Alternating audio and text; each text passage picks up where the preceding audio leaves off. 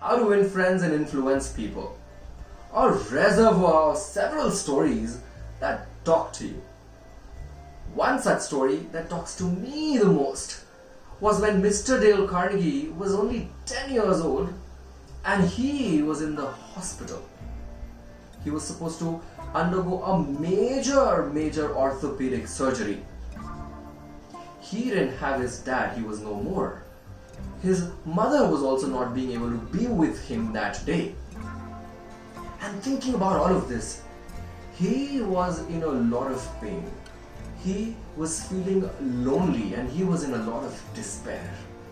He knew that his mother also is feeling that loneliness, and not being able to be with him is hurting his mother a lot as well. Thinking about all of this, his eyes welled up with tears. He stuck his head under a pillow and put a cover on top. Now, a young student nurse was crossing by and she overheard Mr. Carnegie sobbing. She walked up, picked up the cover, removed the pillow, and wiped his tears off. She told Mr. Carnegie how lonely she was feeling that day as well, because she was having to work on a day like Thanksgiving and she was not able to be with the family. And you know what? She spoke to him for hours to ensure that he was feeling much better and his fears were dying down. She got 2 trays of food as well: sliced turkey, mashed potatoes, cranberry sauce, and some ice cream for dessert. She played games with him.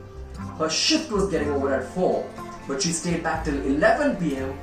only to ensure that Mr. Carnegie was feeling much more comfortable and peaceful.